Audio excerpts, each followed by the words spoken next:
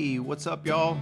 DIY Lawn Coach. Hope you're doing well. Hope you're having a great day. Welcome back to another podcast here on the DIY Lawn Coach channel. Thank you so much for joining the video today. So today, guys, in this little podcast, we got a couple topics I want to cover. Number one, I want to give you guys some watering tips. As you know, when it comes to planting new grass seed, watering is probably the most important thing that you could do to get that seed to come up. So we're going to talk about that for a little bit. And then I've got some Q&A. I've had a couple really good questions in the comment section of some of my videos. So I want to kind of bring those in and we're going to talk about those for a little bit. And then really cool, something that I saw some AI, Lawn Care Nut had posted a video a couple days ago and I just thought it was awesome. So I'm kind of stealing some of his thunder a little bit, but we're gonna look at AI and that sort of thing. So we'll talk about that for a little bit. And then we'll just wrap up this podcast just talking about how to close out the year and how we're going to finish strong. We've got a couple more weeks here till Halloween, and that's where we really want to dominate. So with that being said, let's get into the video. Let's get going.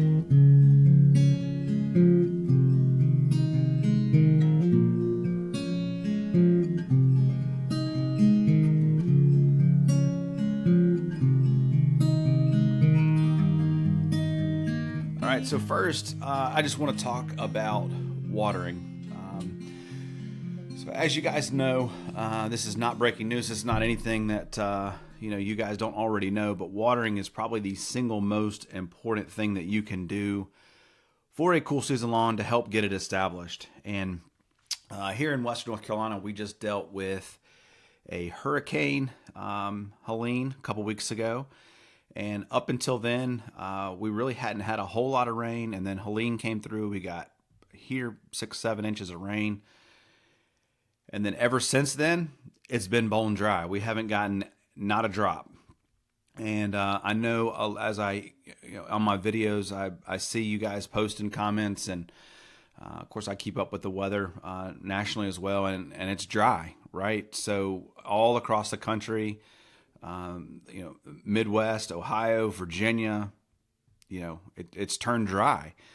And it's been a really challenging year for growing grass to begin with all year. And then I would expect this fall to really be no different.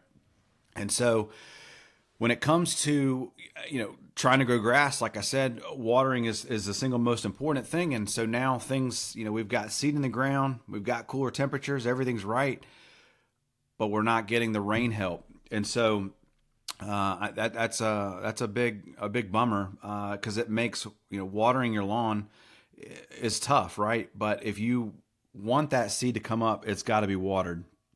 So aeration, putting down fertilizer, throwing down that seed, that big day that you guys did all that, that's the easy part. Watering the aftermath, the watering is really hard because most of you, like myself, have full-time jobs, work 9 to 5. Days are getting shorter. It's getting dark now here, 7:30. I've got 2 kids. We've got sports. Daughter plays volleyball. Son's playing soccer right now, getting ready to go into basketball. And there's just not enough time in the day. But we still want to have a nice looking lawn. So we've got to figure out a way. We've got to do something to help supplement water, especially since we're not getting that rainfall. So I want to talk a little bit just about maybe some things that you can do or could have done maybe going forward to help your watering efforts. And if you're going into this and you don't have an irrigation system and you don't have what I would call like a postage stamp yard. I've got 20,000 square feet. I've got 10 in the front, 10 in the back. And if your lawn is that big, yeah, it's tough. Especially, I established my lawn before I had an irrigation system, and it's tough. And you just got to do the best you can. As Alan says, throw her down and hope for the best, and that's really all you can do. But there are some things that you could do maybe prior to seeding that could have helped hedge your bet and make this process just a little bit easier. And that starts with a seed covering. Now, I recommend using peat moss. I do not recommend using straw or hay or whatever you guys call it, simply because that is just introducing the opportunity for more weed seeds. So I like either a synthetic weed cover, grass covering, or using peat moss, a light covering over the top, maybe even some topsoil. That would help. Again, all we're trying to do is help retain the moisture so that when we do water, when we know that we're going to water, it helps prolong and keep that seed moist for a longer time. Another thing is just working that seed into the ground as best you can, even just using a rake. I have a little hand tiller that sometimes I'll use, and that works really great for getting the seed worked down in the ground.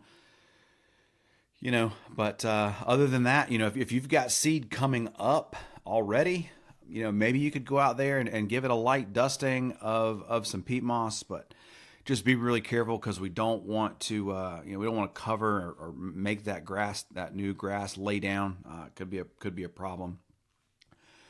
But I guess the biggest thing that I would tell you is look at getting a water timer. They're on Amazon. You can find one at Lowe's, Home Depot. But that was one of the biggest keys to my success when I was planting grass, was because I could set the timer. And there's some different models out there. I think I had an Orbit at the time, and it had 4 stations. I could set up 4 zones, and I actually split it so that I had actually 8 zones. I'd probably spent $200 or $300 on sprinklers and maybe another $200 or $300 on water hose, trying to run hoses every which way. But I had it all set up, and I did the best I could. I tried to get as much coverage as I could, and I was watering 4 times a day, and it seemed like it was running literally all day long. But when I was working, going to work at 7 o'clock in the morning and not getting home till 5, it was just the best I could do. And so what I would encourage you to do is maybe go look out and get a water timer and set that thing up. Maybe get maybe 1 or 2 of them, depending on your area and how you're setting it up. Get a good sprinkler. Don't overlook a good sprinkler. Just set that thing up. Let it run 4 or 5 times a day, couple minutes at each time. But as I've said in previous videos, the number one thing is the seed has to stay moist for at least the first 10 to 14 days until you get germination. And then once you get that germination, you can kind of cut back a little bit on the frequency, but you want to increase the runtime. So maybe then you can just maybe water once a day. Temperatures here now are, in the 70s. I think last night it got down to about 40 degrees, which is awesome. So we get a real heavy dew, so that'll help. But there's really no other way to do it other than just you got to do the best you can, and you got to keep it wet. So look at a water timer. Maybe next time you end up getting that, getting into this project, or maybe next year if you watch this video, definitely look at a seed covering if it's something that going into it that you're going to struggle with watering. That's it. I just want to give you guys some tips on watering, and just do the best you can, throw down, hope for the best.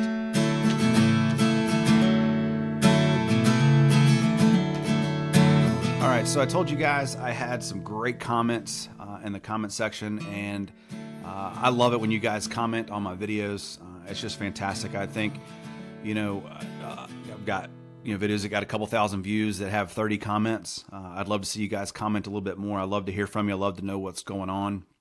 It helps me, especially when I'm out making videos. Helps me know what you guys are looking for, struggling with. Just kind of gives me some ideas. But the first commenter I want to start with is Zuppy891, and his question says, can you nitrogen blitz without any rain in the forecast? New Jersey has basically had no rain for 2 months, and we're waiting another 20 days for the rainfall. And that is a great question. Zuppy891, thank you so much for your question. And the answer is no, you can't. I made a video a couple weeks ago talking about a nitrogen blitz. And if you're not getting the rainfall help, and if you're not getting, I guess to really answer the question, if you're not getting rainfall, you can still do a nitrogen blitz, but you're going to have to supplement with water. You cannot throw down those copious amounts of nitrogen without adequately, making sure that the soil is getting the moisture that it needs. You could really do a lot of damage to your lawn. A lot of those fertilizers contain synthetic salts and things like that, and so that could really potentially burn your lawn. So just be really careful with that. But you don't necessarily need the rainfall, but you do have to have water. Again, that kind of goes right back to the previous question we were talking about, having a dry lawn and watering. But his question around a nitrogen blitz, yeah, I would make sure that you're getting plenty of water. If you've had no rain, you're gonna have to get out the sprinkler and do the best you can. Again, like he said, no rain for 20 days. It's kind of the same thing we're dealing with here. So good question there.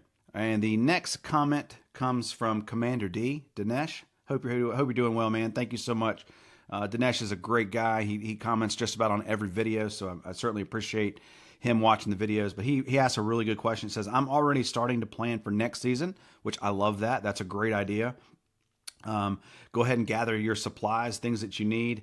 As you know, lawn care could be expensive, right? So I know myself, I'm going to go ahead and start buying my fungicides for next season. I'm going to go start buying my bifenthrin, things like that. So great job, Dinesh. Good to see you doing that. Hoping I can get through another overseed and actually attempt a nitrogen blitz. Would you do a soil test every year, say around March? So he makes a couple really good points. So trying to get through another season where you can actually do a nitrogen blitz. I've been doing lawn care for 10, 15 years. I think I've only successfully been able to do a nitrogen blitz, especially here in North Carolina, maybe twice. Last season being one of them. And I did a nitrogen blitz because I probably could have overseeded, but I chose to do a nitrogen blitz because I was really going after the POA. But especially here in North Carolina, we get hot and humid, and I think Dinesh lives in Virginia, possibly. In that transition zone, look, it's really hard to have a really nice lawn through June, July, and August. Look, it's almost impossible, especially with fungus and insect damage, things like that. It's tough. But for you guys up in Michigan, Ohio, New Jersey, for Upper Virginia, yeah, you guys stand a little bit better chance of doing a nitrogen blitz because, maybe your summers aren't so harsh. Your nights kind of cool off during the summer. But yeah, I feel you, man. Trying to get through a season and be able to do it. It would be nice not to have to go out and do an overseed every year, but trying to grow a cool season lawn, it is what it is. So his question is, do you do a soil test every year, say around March? And the answer is absolutely. There's a lot of controversy around doing a soil test. Some folks say, hey, you don't need it. Some people say, oh, do it every couple of years. Some say do it 2-3 times a year. But as far as I'm concerned, I do mine once a year, typically January, February timeframe. And that's just because I haven't applied anything. Now here in North Carolina, we don't get a whole lot of snow and snow cover and things like that. So it is possible for me to do it. I think he's in Virginia, so maybe he does need to wait until March. But the idea here is that we're testing the soil when we haven't applied anything to the lawn recently. We don't want to have, that soil test be skewed because it's picking up some of the other nutrients and things that we put down. We really want a good baseline of kind of what's in our soil so that going into that year, we know a roadmap, right? Like where we're going, things we need to work on. Obviously, nitrogen is going to be low, but how are our potassium levels? How is our phosphorus levels? How are our micros and that kind of thing? And that only way you're going to know that is by getting a soil test. I don't know if anybody can stick their finger in the ground and know how much potassium they've got in the ground. It'd be really cool if you did. But doing a soil test at least once a year is great. If you can do it more, that's okay. I don't think it really matters that much. So yeah, absolutely. Do a soil test in March time. Sure. Absolutely. Great question. Our last question of the day comes from Justin Kerpeel, I guess is how you say that, for 4894. And he asks a really good question. He says, I did an overseed and the grass established has been mowed twice now. Can I still do nitrogen this year or wait to do pre-emergent until spring? And the reason why I like this question is because there's so many folks out there that I see, not just on my channel, but in forums as well, that try to do a pre-emergent after putting down grass seed. And look, it's your lawn and do whatever you want. If you want to go for it, go for it. If you've had success doing something, I'm not here to tell you that you're doing it wrong. I'm just telling you what I would do if I were, say, coaching you or trying to give you some advice. And if you're going to do a seeding, say in fall, I would stay away from doing any sort of pre-emergent, other than maybe mesotrione at time of seeding. But other than that, man, just stay away from it. I get so many questions around that, and so that's kind of why I wanted to pull this question, which I think is a great question. Wait to do your pre-emergent in the spring. Do not try to do a seeding in the fall and then apply a pre-emergent, because, like I said, sure it might work. You might get away with it this time, but look, I mean, grass seed's expensive. It took me a whole lot of effort to get that grass seed in the ground. I've been watering like crazy and this, that, and the third. And now I'm going to put down a pre-emergent to try to stop weeds, and the risk of losing my lawn or something happened to all that new grass that I just planted. Look, it ain't worth it. I could deal with the weeds later. Yeah, they're unsightly. I don't like looking at them, but look, I can deal with that in the spring. Not a big deal. Most of them, especially the winter weeds that you're seeing, the henbit, the things like that. I mean, they're going to die in spring anyway. So you're trying to kill them because you don't like to look at them. That they're not going to harm your grass. Your grass is going to be just fine. Just try not to worry about it. But great question. So he says he's overseeded and he's mowed twice now, and so now he's asking, can I do the nitrogen blitz? And absolutely, push it, man. Throw that fertilizer down. Let's push the lawn. We that baby grass is looking for some food, so throw her down, man. A pound, every 30 days until it quits growing. Go for it. Absolutely, not gonna hurt it. Not gonna hurt a thing. Just like we said in some of the other commenters, just make sure you're getting plenty of water. You don't want to cause damage there, but yeah, stay away from the pre-emergence for sure.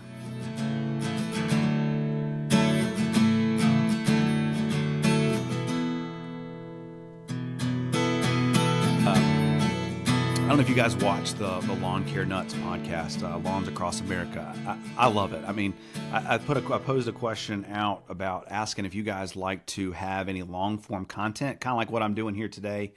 And I really enjoy this. I enjoy listening to people talk about grass. Me personally, the Lawn Care Nut, I used to throw mine on my phone, and I go for a walk in the morning and just listen to that podcast. Walking down the road, with my dog in the mornings on Saturdays, man. And there's just nothing better. I love it. I love listening to people talk about lawn. So hopefully you guys are enjoying this. But anyway, back to what I was saying. Lawn Care Nut had a podcast couple days ago, all about AI. And I'm not too familiar with AI. I just think it's really cool, kind of scary if you ask me, about what it means for, the next generation and things like that. I've got 2 kids that are in school, and, they utilize AI a lot in public schools here in North Carolina, which is kind of surprising. But it is what it is. I think it's here to stay. I like some of the aspects of it, especially on the business side, to help, do some of the functions and things like that maybe human intervention doesn't necessarily need. But the AI part of it's really cool. But anyway, back to what I'm talking about. So Alan posted a video, and I kind of wanted to kind of steal his thunder a little bit. For those of you that don't know, on my website, thediylawncoach.com, I have newsletters that I publish for my clients that take part in lawn coaching. And then what I've done is I put them for sale on my website. I think they're like $10. But what they are is a deep dive into a category. So for example, I did one on fungicides. I did one on grass seed. And really what I was trying to do was really take a deeper dive into each topic to help my clients better understand lawn care, right? A lot of these guys that are my clients don't watch YouTube. They're not big lawn care freaks like myself or like you, who are sitting around watching me talk about stuff. And so I wanted to give them something a little bit deeper dive, talking about, like I said, fungicides, how to pick a grass seed, things like that. And so it's a PDF document. Like I said, they are for sale on my website. So if you want to go check one out, that'd be great. Another great way to support the channel. Again, they're $10, quick read, but they're a lot of fun for me. I enjoy writing.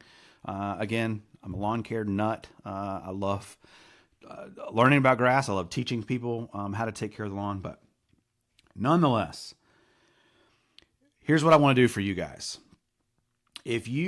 So what we're going to do is if you watch the Lawn Care Nuts video, what he did is he put the I guess a kind of like a newsletter, but he put it in a what's called a notebook LM. I guess you put this in there and it auto generates a conversation between a man and a woman, kind of podcast style. And man, I did this with one of my newsletters, and I was like, this is really freaking cool. And so I want to share that with you guys. So we're going to listen to it live here together. It's about 11 minutes long. But look, if this is the beginning of AI, to think about where this is going in the next 10 or 15 years, I'm scared to death, guys. I mean, the fact that, you listen, I mean, now I'll be honest, it's kind of quirky, some of the things they say, and it's not perfect, but holy smokes. I mean, it's rather impressive to listen to these guys sit here and talk about grass. And all I did was plug my newsletter in. So what I want to offer you guys is, since you're still listening to the podcast, if you send me an email, all right, to DIYLawnCoach@gmail.com, you send me an email and say, Devin, I want a copy of one of your newsletters. I will give it to you 100% free. I'll give you a coupon code where you can go in and you can pick whichever one you want, and you can listen or you can read it. But the one we're going to do today is it's all about a guide to grass seed. And so we're going to listen to that together. And if you want to, say the free one that you want is that guide to grass seed, because you want to see just how we got here. But when you listen to this podcast, you're going to be blown away. So without further ado, let's take a listen for sure. All right, so you're ready to tackle your lawn, and I get it, a lush green lawn. It's pretty satisfying, right? Absolutely. This time, we're diving into some expert advice from the DIY Lawn Coach, specifically their August 2024 newsletter. Yeah, great stuff. It's all about grass seed. You've clearly got big plans for your yard. Yeah, it's a popular topic for sure. Now, we've all been there staring at a wall of grass seed at the store like, which one?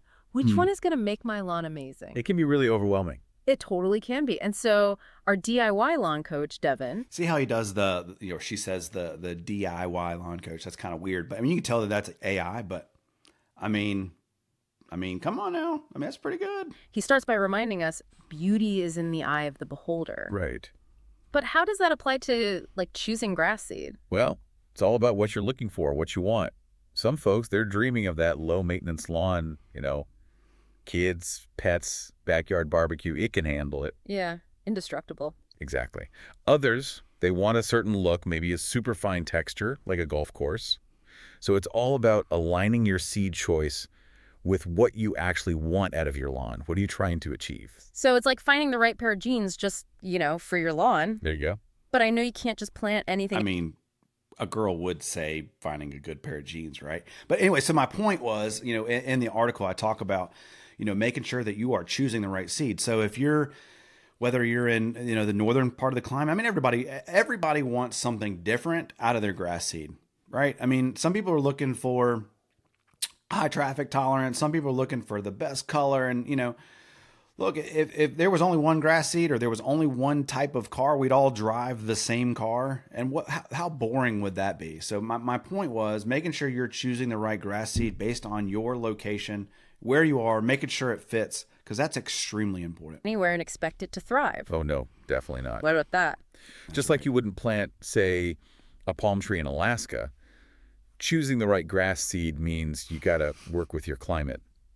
That's where this whole idea of cool season versus warm season grasses comes in. Okay. So for listeners in those cooler northern regions, things like Kentucky bluegrass, ryegrass, or even turf type tall fescue, those are your best bets. Yeah, See how he goes turf type tall fescue. It's kind of weird, but yeah, we'll keep going. Bring those classic southern lawns with Bermuda, Zoysia, maybe even St. Augustine. You got it.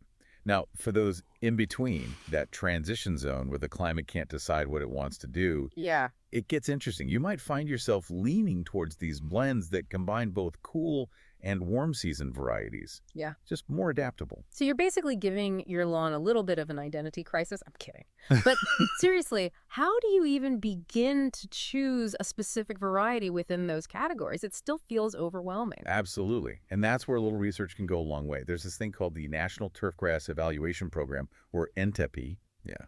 They evaluate different cultivars, which are kind of like subspecies of each grass type, you can say, based on all sorts of factors, like disease resistance. Yeah. How well, He calls it NTEPI, but it's INTEP, but I digress.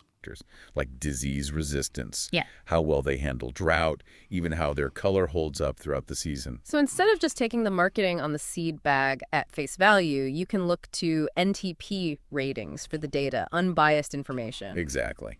Knowledge is power. Right. Always. Okay, so you've done your research, you've picked out the perfect seed, but then life happened. Happens to the best of us. And now that bag of seed has been sitting in your garage for who even knows how long. We've all been there. Does grass seed actually go bad? That's the question I hear all the time. Yep. Short answer is it's not like milk. You know, Listen to how they laugh. I mean, and Alan points that out in his podcast, but the fact that they kind of chuckle, wow, that's so crazy. not going to spoil. Okay. It's more about the germination rate declining over time. Okay, so for love those this. of us Listen. who don't speak fluent lawn care, what does germination rate mean? It's basically like the percentage of seeds in that bag that are still alive, that are able to sprout. A higher germination rate just means more of those seeds are ready to grow. You'll have a thicker, lusher lawn. Makes sense. Now, a fresh bag of seed, you might have a germination rate of 80% or higher. But if that bag sits in like a hot, humid garage for a couple of years, that rate can really drop. So it's kind of like playing the odds with how much of that seed is actually going to sprout. Pretty much. So buying fresh is ideal, but if you do have some older seed tucked away, it's not necessarily a lost cause. Not at all. Proper storage makes a world of difference. Think airtight containers, cool, dry places. Basically the opposite of that hot, humid garage we were just talking about. Yeah. This will help preserve that germination rate as long as possible. So we've tackled finding the right type of grass seed. We've debunked the myth of it going bad. Right. Let's talk about those seed labels for a second. Okay. I'll be the first to admit those things are confusing. They can be, yeah. It's like they're written in some secret gardener's code. It's true. Yeah. But once you know what to look for, it's empowering. You can make informed choices about what you're actually buying. Okay, so walk me through this. Like, what are the need-to-know terms on those labels that we should be paying attention to? You'll see a lot of different terms, but really it boils down to this: purity and germination. You want to look for high numbers there. Okay. Purity basically means what percentage of the bag is actually the grass seed. We don't want to be paying for filler. Exactly. Fillers for crafts, not our lawns. Mm. Germination, as we talked about, is how viable are those seeds. The higher the germination rate, the more bang for your buck. Makes sense. Now, when you see terms like weed seed, noxious weed, inert matter, you want those numbers low, Yeah. obviously, as low as possible. Okay. And you might even see a crop section on there too. Again, lower is better. So high purity, high germination, and then low percentages for everything else. Basically, I want to make sure I'm paying for good quality grass seed, not a side of weeds. Exactly, you got it. Seed labels can be intimidating, but it really boils down to that. Okay, so we've cracked the code of the seed label, found our perfect seed. It's got high germination, high purity, low everything else. Now what? We've got to make sure this stuff actually grows. Right. And that's what Devin calls seeding success. He gives us some great tips for that. And it comes down to 3 key elements: water, sunlight, or I should say more accurately, temperature, Right. and good seed-to-soil contact. Okay. Listen to how they're kind of selling it too. I like that. Man, I like that. So what do you guys think? I mean, and it's cool. Give the video a like. Let me know what you guys think. Leave me a comment down below. Have you ever seen this, used this before? I mean, this is just incredible. We'll keep going. This is some great tips for that. And it comes down to 3 key elements: water, sunlight, or I should say more accurately, temperature, Right. and good seed-to-soil contact. Okay, so it's just like baking a cake. Our lawn needs the right ingredients at the right temperature to thrive. Let's start with water. What do we need to know? Devin really stresses consistent moisture, especially when those seeds are just starting to germinate. You know, those first few days and weeks, think of them like little athletes in training. They need that consistent hydration to really power through those early growth spurts. Yeah, that makes sense. But I'm guessing there's a fine line between keeping the soil moist and basically like Absolutely. drowning those Yeah. little seedlings. Oh, absolutely. Yeah. Too much water can be just as bad as not enough. Yeah. It's all about finding that sweet spot. Yeah. Devin recommends keeping that top half inch of soil consistently moist for the first, week to 10 days after you seed. Okay. So depending on where you live and your soil type, that might mean watering a lot. You might be watering multiple times a day at the beginning. Wow. Okay. So if you're used to a more set it and forget it watering routine, you might need to step up your game for those first couple of weeks. Yeah, you're going to be out there a little bit more, definitely. And another thing to remember, those little seedlings, they're not drought-tolerant superheroes just yet. They need time to build up their root system. Right. Devin says it can take a full 12, 18 months for a new lawn to really handle heat and foot traffic like a champ. Wow. I had no idea it took that long. Okay, so we've got the water situation down. What about sunlight? Is there such a thing as too much sun, especially for a newly seeded lawn? Well, sunlight's important, obviously, for photosynthesis, but it's really the temperature that has a bigger impact on germination and that early growth. And of course, shade plays into that too, right? Yeah. But the key takeaway is that each grass type has an ideal temperature range for germination. Okay. Devin mentions that cool season grasses, they prefer daytime temperatures around the mid-70s, with nighttime temps staying above 50 degrees. Okay. All right. Warm season grasses, on the other hand, they like it hotter. Daytime highs in the 80s, lows around 65. Which brings us back to choosing the right type of grass for your climate. Exactly. Work smarter, not harder. Right. And speaking of working smarter, Devin's a big fan of planting cool season lawns in the fall. What's the logic there? It's all about giving those cool season grasses a head start. They can establish strong roots before the summer heat hits. Ah, so they're using those cooler months to bulk up, get ready for the challenge. Exactly. It's all about preparation. Like tiny little lawn athletes. Yeah. Okay, so we've covered water, we've covered sunlight, or I guess temperature. Now, for the last element of seeding success, seed to soil contact. And I have a confession. I have totally just scattered seed on the ground and hoped for the best. See what she did there? So she said, I've actually done that. Has she really though? But even hope for the best, that's an Alanism. That's just so cool, man. I'm blown away. We've all been there. No tucking in, no special treatment, just good luck, little seeds. Defend it for yourselves. Exactly. But I have a feeling that's not the best approach. Well, you can get lucky. Some seeds might sprout, even without much contact with the soil, but honestly, they have a way better chance of success when they're, nestled in there, making good contact. Yeah. Think about it this way. Would you sleep better tucked into bed or kind of just draped over the covers? Point taken. Okay, so how do we achieve that ideal seed-to-soil contact? Devin gives us 3 main methods. First up, aeration. Okay. You can do this manually or with a core aerator, which basically pulls out little plugs of soil. Creates these perfect little pockets for those seeds to settle into, like little underground apartments. Little lawn condos. I like it. All right, what about method number 2? So the second method is all about covering. You take those seeds and cover them with a thin layer of topsoil. Okay. Not only does this help with that contact we're going for, but it's also kind of like tucking them in. It protects them a little bit from the elements, hungry birds who think they've found a snack bar. Right. Yeah, that makes sense. And option number 3? Option 3 is all about pressing or rolling. You can lightly rake the seed in, or if you've got a larger area, use a lawn roller. It's just about making sure there's good contact between that seed and the soil. Okay, so we've got aeration, we've got covering, we've got rolling. Do you have a personal favorite, a go-to method that you've seen the most success with? Yeah, for me, I really like combining aeration with a light top dressing of topsoil. Okay. It's like giving those seeds the royal treatment, a nice comfy bed and a cozy blanket. I love that visual. But you're right. It's about finding what works best for you and your lawn. Absolutely. There's no one-size-fits-all in lawn care. That's so true. Well, we have covered so much ground today. We talked about cool season versus warm season grasses, those cryptic seed labels, and then all of those things you need for those seeds to actually grow. It's like there's a lot more to it than I thought. Yeah, you can't just throw seeds on the ground and hope for the best. Sprinkle and pray is out. Sprinkle and pray. I like that. Alan, don't take my sprinkle and pray. You can have your throw her down and hope for the best, but I'm taking sprinkle and pray. How about that? Officially. Exactly. So as we wrap up this deep dive into the world of grass seed, what's the one thing you really want our listeners to remember? I would say this. That perfect lawn you're picturing, it doesn't happen overnight. It's a process. Be patient. Understand your seed label, work with your climate, and you'll get there. It's a journey, not a sprint. Exactly. Well, this has been fantastic. I feel so much more prepared to tackle my own lawn care now. I'm glad to hear it. I hope our listeners do too.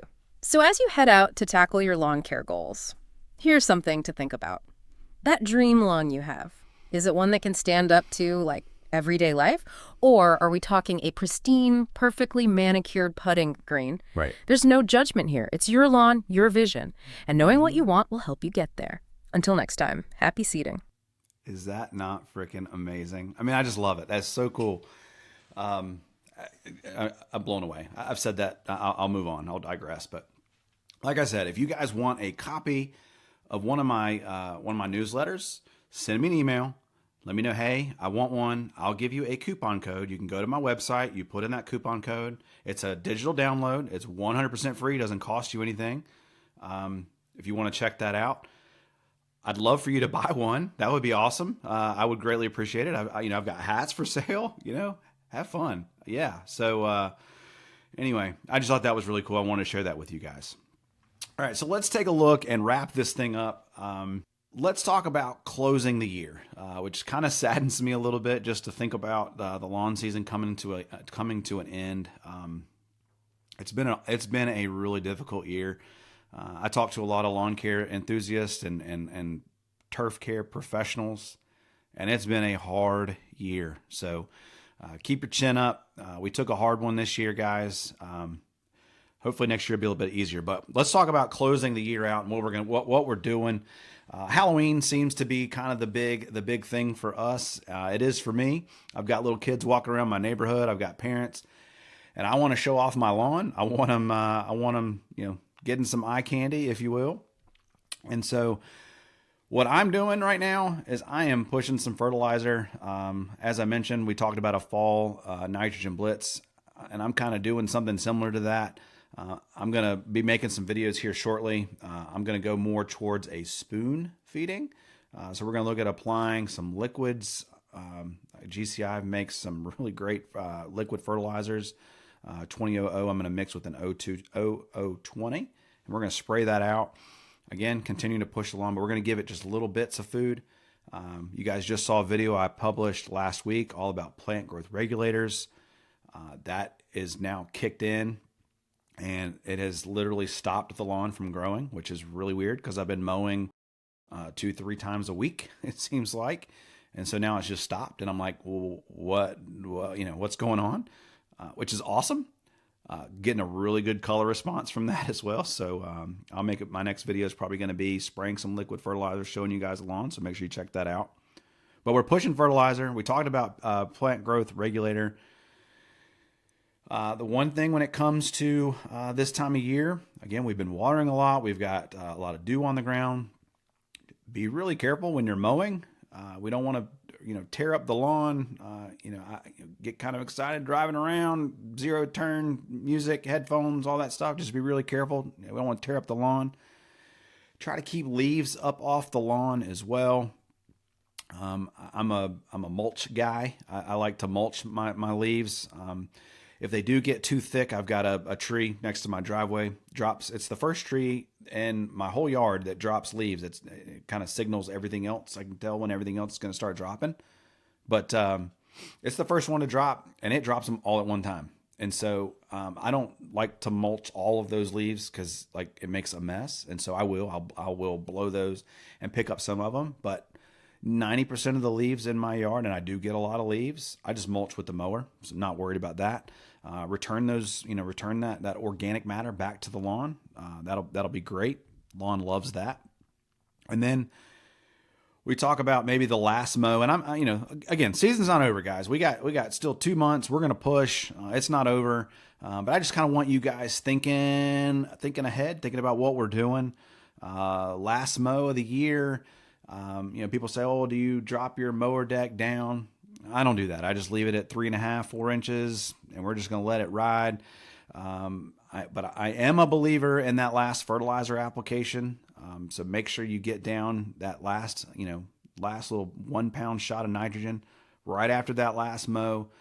It helps your lawn really come out of the next year, next spring. You'll be the first to green up, and it'll turn out great. And then also just make sure you are servicing your equipment, right? Sharpen your mower blades, change the oil, get the fuel stabilizer, put in those gas cans.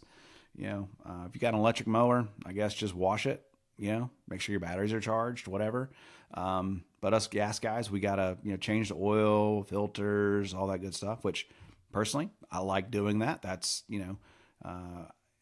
one thing, if I ever went all electric, I would miss. Maybe we'll make another video on that. That's a whole nother topic. But yeah, so wrapping up the year, keep pushing fertilizer, keep up with your mowing, keeping it watered, service your equipment, and that's about it. So thank you guys so much for checking out the video. Hopefully you guys like this podcast. Hopefully you enjoy it. Found it entertaining at least. Give the video a like. Make sure you share this with your friends. I'm going to sign off on that one. So my name is Devin. I'm the DIY Lawn Coach. I can't wait to see you in the lawn. Peace.